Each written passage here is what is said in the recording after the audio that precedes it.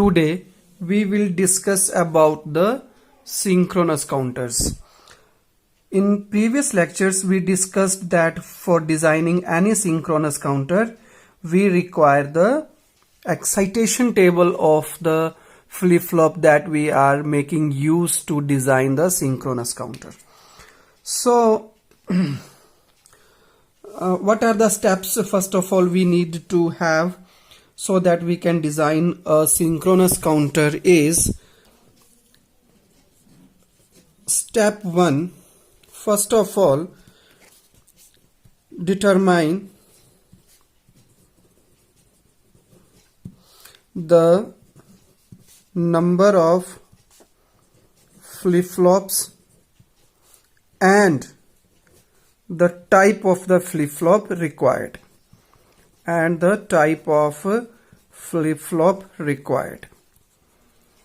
First thing is that we must know that what are the number of flip-flops required and what the type actually. So for this purpose I tell you that the flip-flop type of flip-flop required can be JK flip-flop or it can be either T flip-flop. So we must know the excitation table for a JK flip-flop and as well as the excitation table of T flip-flop. And the number of flip-flop required depends upon the number of bit synchronous counter we are designing. Say for example, if we are designing 2-bit synchronous counter, then obviously we need to have 2 flip-flops. So same way we need to have how many states it could actually go for before deciding that the number of flip-flops required. Second table is that write down the excitation table. Write down the excitation table of the flip-flop we are making use. The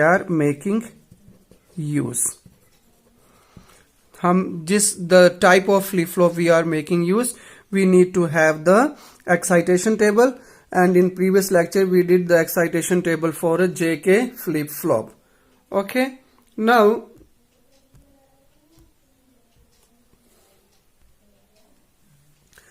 step 3 is that we need to write the state diagram. State diagram in the sense that we need to write the sequence of the flip-flop. Means for example, if we need to design a 2-bit synchronous counter, then obviously we are having the state diagram as 0, then from 0 to 1, then 2, then 3, and then obviously recycling to 0. So we need to write down the state diagram. Then we are making use of a characteristic table.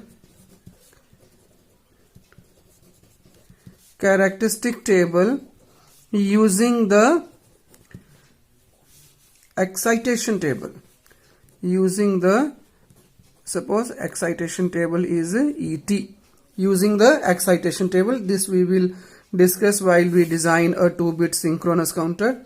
And the fifth one is that now use the simplification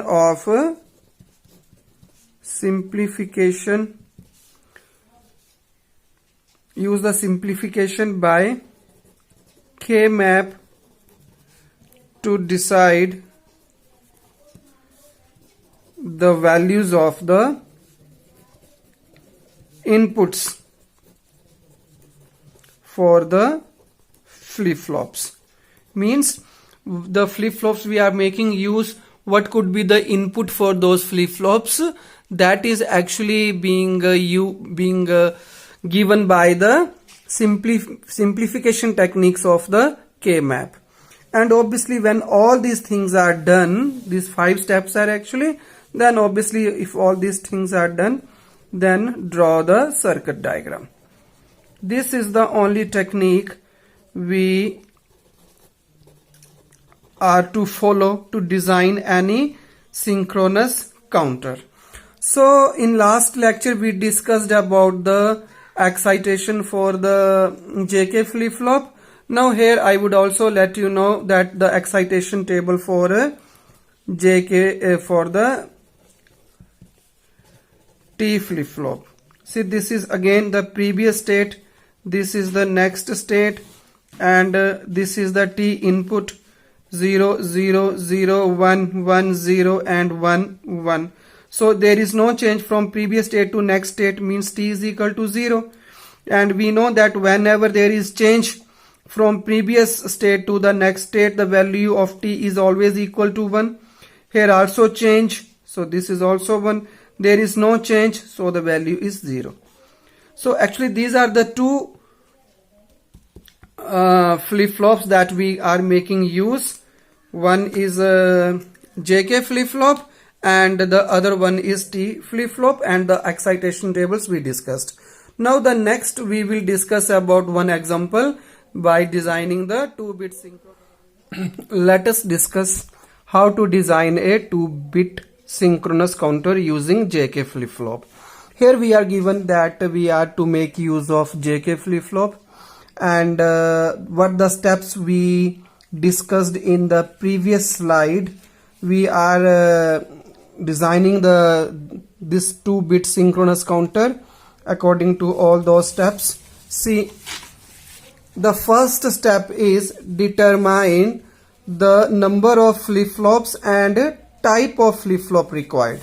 So obviously see, this is the number of flip-flops required is equal to 2. Why 2? Because it is a 2-bit counter and we know that each flip-flop can store only 1 bit. So we require 2-bit counter, means we require 2 flip-flops. Now the second type is given, that what is the type you are making use, that is JK flip-flop we are making use of. Second step is the write down the excitation table. So this is the excitation table of JK flip-flop, because we are making use of JK flip-flop, and we discussed the excitation table in the previous lecture as well. Then the state diagram. State diagrams means the number of states through which the sequence counter is actually counting. These are the number of times the event has to occur so that the synchronous counter, the given synchronous counter actually does its operation. So state diagrams means from 0 to 1, then to 2, then 3, and from 3 it recycles to 0. Why we stop at 3? Because a 2-bit counter. For we have shown you that for total number of inputs we can have the 2 raised to power 2 number of combinations starting from 0. So 4 combinations means 0 0 to 1, 1 to 2, 2 to 3, and then it recycles back to 0 so that it starts its counting from the first state. So 0 0 to 1, 1 to 2, 2 to 3, and then back to 0, so that it actually recycles itself. Now the characteristic table, this is very important part. The fourth step is an important part, because this is the step where we can get the mistakes, and if there is any mistake then the circuit diagram won't be accurate. So how to design this characteristic table of the given flip-flop, given counter? We are making use of excitation table to decide the values in the characteristic equation. So the present state, the next state, this is the present state QA, QB, next state QA plus 1 and QB plus 1, means for QA plus 1 is next state, and for QB plus 1 is the next state. So you must be thinking of that, why QA, QB, QA plus 1, QB plus 1? Because we are making use of JK flip-flop and we require 2 flip-flops. So two flip-flops, we must be having the 2 outputs, QA, QB, QA plus 1 and B plus 1. So based upon this only we can decide the inputs. See, JA, KA, these are the inputs for the first flip-flop, say flip-flop A. And JB, KB, these are the inputs for a B flip-flop. Okay. So the value we write here, QA and QA plus 1. These decides the values of JA and KA. So see how it actually gets its values. See, 0, 0. Present state is 0. Next state is 0. So 0, 0 means JK 0 don't care. So we write here 0 don't care. Got it? Present state, the shaded areas with the red line. 0, 0. See in excitation table, 0, 0 means 0 don't care. Next see, 0, 1. See, 0, 1. 1 don't care. So means 1 and don't care. Then 1, 1. 1, 1. 1, 1 means don't care, 0. It's very simple. Just see the excitation table. Now again 1, 0. 1, 0 means don't care, 1. Okay. So this is done. Now to decide that JB, KB, we are making use of QB and QB plus 1 to decide the value of JB and KB. See now, 0, 1, 0, 1, 1 don't care. 1, 0. 1, 0 means don't care, 1. Again see the black circles. 0, 1. 0, 1 means 1 don't care. Again see the black circles. 1, 0. 1, 0 means don't care, 1. Okay. So this is the way how we can insert the values in the characteristic table, or you could also say the truth table for the 2-bit synchronous counter by making use of the excitation table. Now we know that the 5th step is to get the inputs for each flip-flop by making use of Kmap. So we know that this Kmap A1, 2, 3, 4. So we need 4 Kmaps. So this is the final stage. This is the Kmaps. So how Kmaps are actually simplified. So for 2 inputs, this is for, because 2 flip-flops, and if 2 flip-flops, obviously we need 4 inputs. 4 inputs for JA, KA, JB, KB. Okay. So this is, say for example, JA. Say for example this is for KA, and suppose this is for JB, and say for example this is for KB. Okay. So write down the values. Very simple. So first before writing the values we need to do some extra work. This is for QA QB, QA, QB, okay, and then again here QA, QB, QA and QB. So write down the values. JA, JA means 0, 1, don't care, don't care. Very easy to implement. 0, 1, don't care and don't care. And if we simplify it, this is one group and the value of this comes out to be, see, this is 0, 1, 0, 1. So this comes out to be 1. 1 means QB. So this is QB. Okay. Again for KA, don't care, 0, 1. So because only 4 values, so there is no complication in writing down the values. 0, 1, 0, 1. This is also one group and this also comes out to be same. QB, QB. But it is not necessary that all the time you get the same values. This is by chance that we are getting the same value. Otherwise, many of the times the values are quite different. Means for JA, KA, the values are quite different. So don't think of that you will be getting the same values all the time. Now JB, 1 don't care, 1 don't care. 1 don't care, 1 don't care. Complete group. So they all form a group and the value is 1.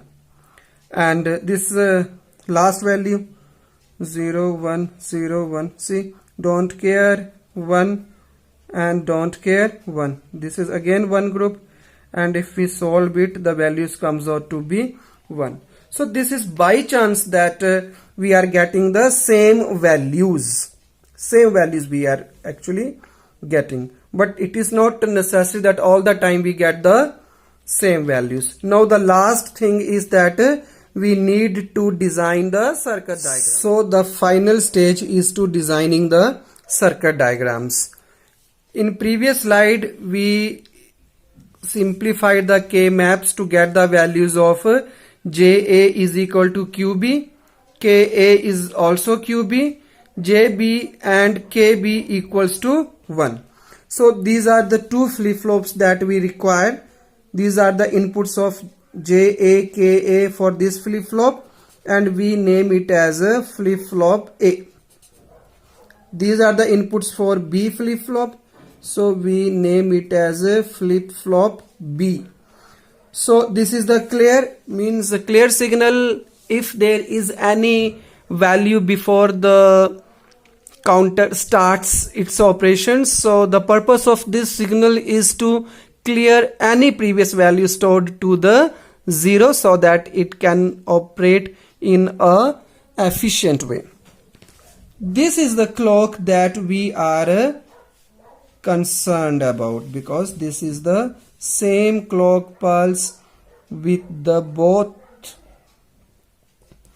are making use, both flip-flops. This is clock. Again depends upon whether you are making it high or low. Means this is bubble here, so we are making use of active low input for the clock. So if you don't write it here bubble, then obviously the upwards. So this is the clock. This is the same source for the clock for both the flip-flops at the same frequency. Now see JA, no, first of all see JB, KB both are equal to 1. So we are taking one logic 1 and this logic 1 is fed as input to JB and KB. Okay, very simple. JB is equal to 1, KB is also equal to 1. So this is JK flip-flop, these two inputs. Now for JA, QB, this is the output QB. So this is the input for JA. Because JA is equal to QB. KA also QB. So same input to the second input for this JK flip-flop, and from here we get the two outputs of these counters. So this is the way how we can design the 2-bit synchronous counter, and the same operation is to be implemented if you are to design a 3-bit counter. The only difference is that instead of making 2 flip-flops, we need to have the 3 flip-flops, and for this also QA, QB, now we will be having QC also, and QA plus 1, QB plus 1, QC plus 1, JA, KA, JB, KB, JC, KC. So 2 to 4, now we will be having 6 Kmaps, and we will solve those 6 Kmaps, and after solving those Kmaps we can have 3 flip-flops. The inputs will be given by the simplification of the Kmaps, and we can join accordingly the inputs for the individual flip-flop. So this is all about the 2-bit synchronous counter, and in next lecture we will discuss about the mode and synchronous counters. Thank you very much.